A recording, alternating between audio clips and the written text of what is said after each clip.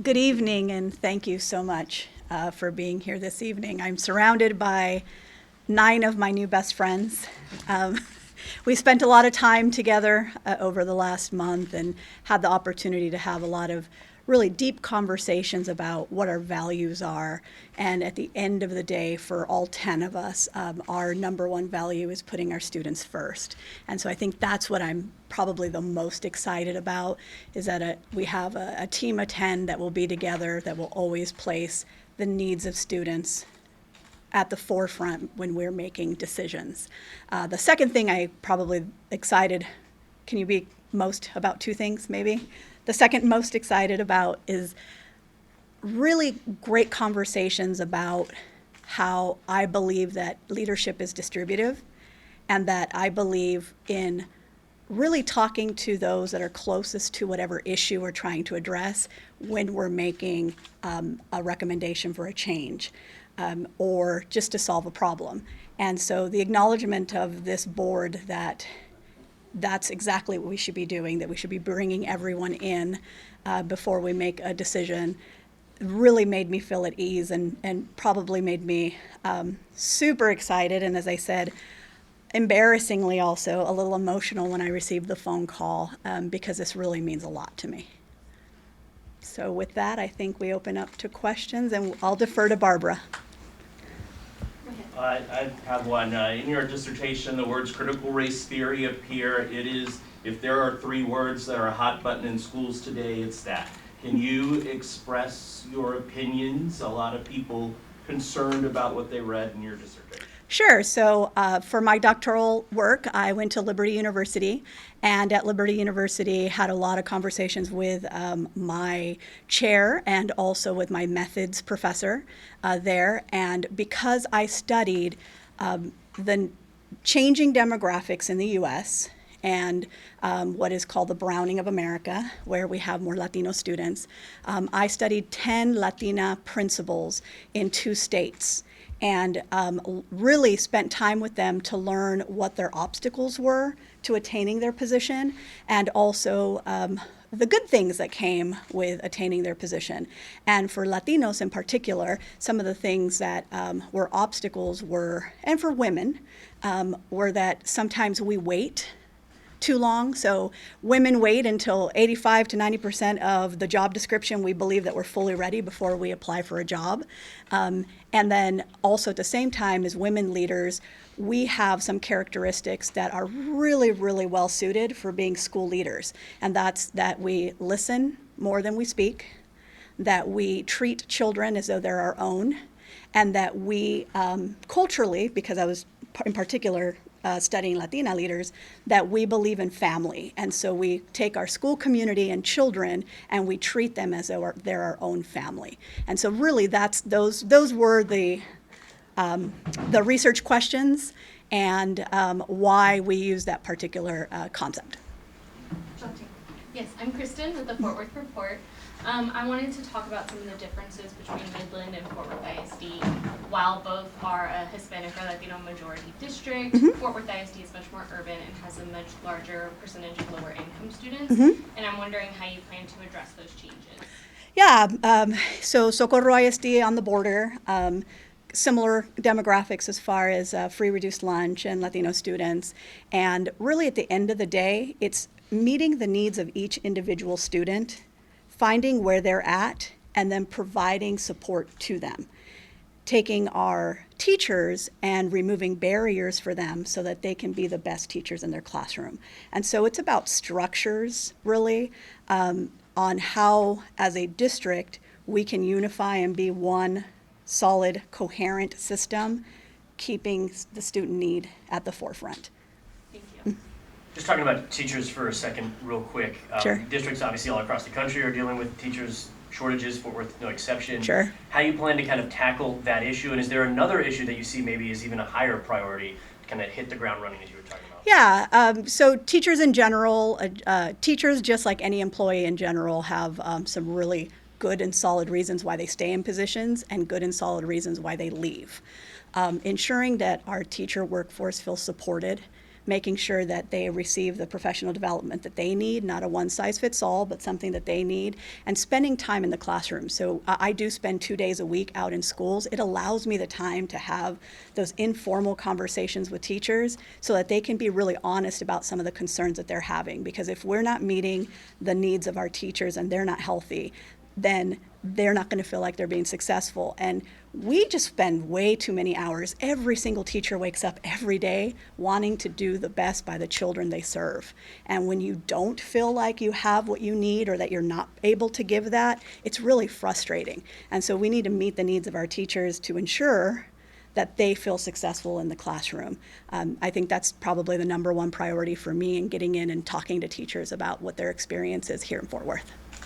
Can you talk about what drew you to Fort Worth ISD specifically, having just signed a contract extension with Midland? Yeah, so Fort Worth ISD, I think we talked a little bit about just demographics, having the opportunity to serve a community that's probably more similar than the community that I served in Socorro ISD.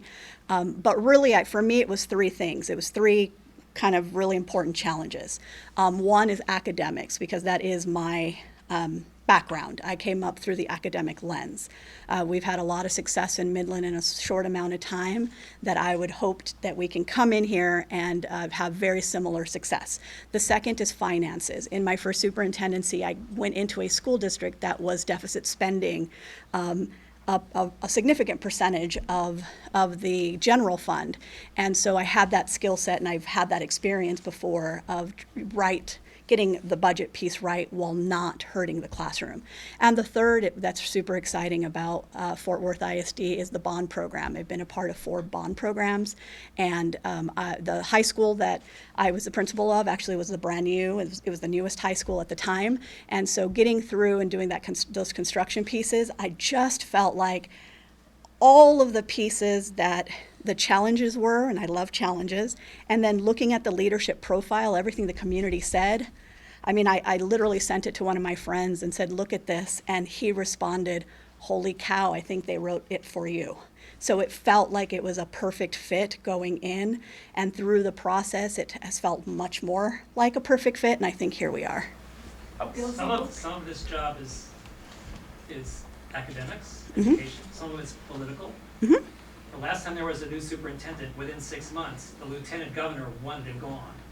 So how prepared are you for the political upheaval that any new superintendent in a big city may prompt in this state? Yeah, sure. That's a great question. Building relationships is what you do when you first come in. Thankfully, I'm not new. I'm not new in a superintendent role. I'm not new to the state. And so thankfully, I already have some relationships. But during my first 90 to 100 days, it's getting out and meeting all the folks that are in the community so that we can start building bridges and start building coalitions to work towards the benefit of the children in Fort Worth. And so that is incumbent on me. I know that while I am not an elected official, you are a public officer, and you have to bridge those relationships by fostering them. So that's something that's a part of my entry plan. Isaac? Sure. Isaac Wines here with Fort Worth Star-Telegram. So this district has been undergoing a shift in the way that they're teaching reading, and there's talk about shifting the way they teach math and other things. Mm-hmm. With reading is particularly shifting towards the science of teaching reading, and they're still kind of undergoing that shift. Sure. I'm wondering if you could talk a little bit about whether you kind of support that shift and will continue that through in the coming years, and Yeah. kind of support the other shifts in those subjects. Absolutely. So the science of teaching reading is so very important. I was a reading teacher when I was a first-time teacher in the classroom, and I actually have a student of mine that's a teacher in Midland ISD, and I have said to her, I apologize, because what we thought we were doing right, we weren't, because we were not teaching through the science of reading. I am one of a number of superintendents in the state that got together just this last year, and we're called the Literacy Champions. And really, we spent the time throughout the school year learning more about how we can lead the process to make sure that we eliminate the knowledge gap that we don't talk about enough when it comes to the science of reading.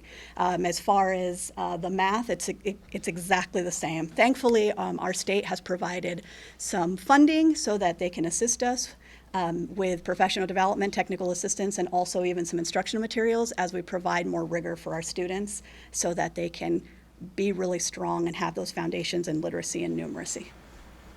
Anyone else? Yeah.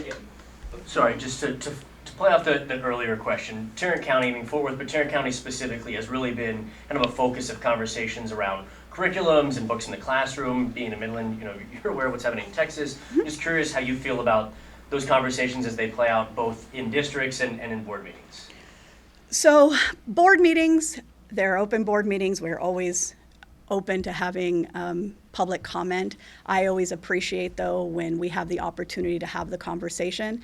And so a standard practice for me and for my staff has always been when someone comes and speaks or before they speak, try to find out what the issue is, and if we can't talk to them that evening, let's follow up. Because we have to have that conversation and work through whatever the situation is. We see it across the state. We just need to find that common ground. Can you tell us what your thoughts are on CRT in the classroom? There is no CRT in the classroom. CRT is not taught in K-12 schools, and in the state of Texas, we actually in the last legislative session had a law, so it is illegal. It wasn't taught anyway, but it is illegal in the state of Texas. Okay, last question from someone maybe who hasn't asked before.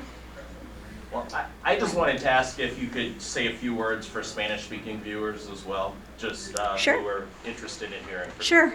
Estoy muy orgullosa de estar aquí.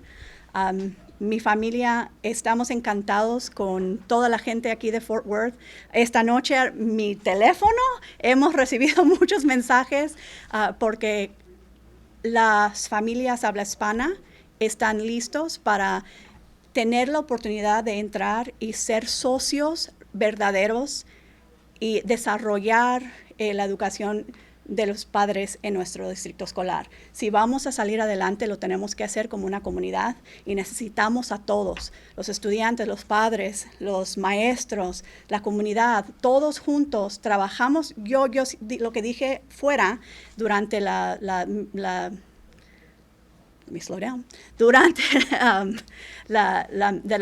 ¿cómo se dice? La junta, gracias, la junta de la mesa directiva. Thanks for the assist. Es que yo trabajo para los estudiantes, pero trabajo con todos, porque lo tenemos que hacer como un comité de comunidad para salir adelante. Y yo no quiero ya que escuchemos que las familias latinas no tienen un valor alto de la educación, porque no es cierto. Nosotros siempre pensamos lo más importante es la educación y vamos a salir adelante y vamos a trabajar juntos para que todos los estudiantes en esta ciudad salgan adelante y tengan las oportunidades que yo tuve y que van a tener ellos también. Thank you, ladies and gentlemen. Appreciate you coming tonight. Thank you. Thank you. Thank you again. Thank you again.